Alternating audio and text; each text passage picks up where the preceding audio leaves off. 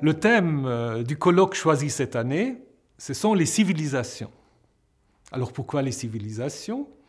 Il y a une actualité très importante à la vie du Collège de France, c'est l'inauguration de l'Institut de civilisation, un des grands projets en sciences humaines que le Collège porte depuis plusieurs années et qui arrive maintenant à son aboutissement.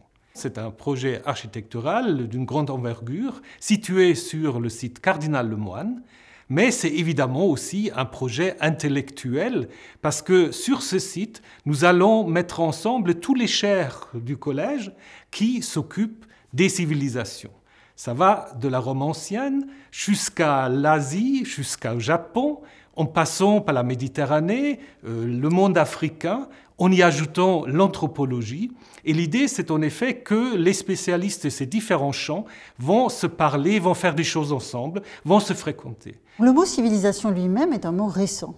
Il remonte au XVIIIe siècle, en France et en Angleterre, donc c'est à ce moment-là qu'il a été utilisé.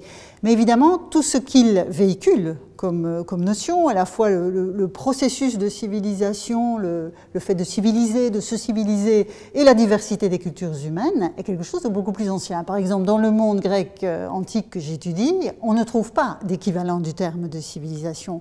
Mais ce que le terme véhicule s'y trouve bien évidemment. Par exemple, dans la culture grecque, la grande opposition structurelle, c'est celle qui oppose les Grecs aux barbares. Et les jugements de valeur que ce type de polarisation induisent ont conduit les modernes à parler de civilisation grecque et même à en faire les racines de ce que nous sommes.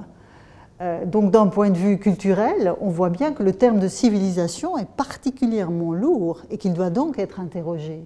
Mais justement, est-ce qu'une civilisation est une réalité biologique? Est-ce que les gens qui appartiennent à la même civilisation sont plus reliés entre eux? Nous souhaitons nous interroger sur les termes de civilisation, d'identité et de diversité dans des domaines autres que les humanités et les sciences sociales, tels que la biologie, la paléontologie ou la médecine. Nous verrons comment les termes de civilisation, culture, société, groupe ethnique sont souvent mal définis et que parfois une réalité culturelle ne correspond pas à une réalité biologique. Par exemple, sommes-nous Homo sapiens, une espèce différente de celle des Néandertals? Ou que sont les Français? Que sont les Européens? Sont des civilisations, des groupes, des populations, des réalités biologiques ou simplement des constructions sociales ou culturelles? Voici les questions que nous souhaitons approfondir ensemble lors de cette colloque de rentrée.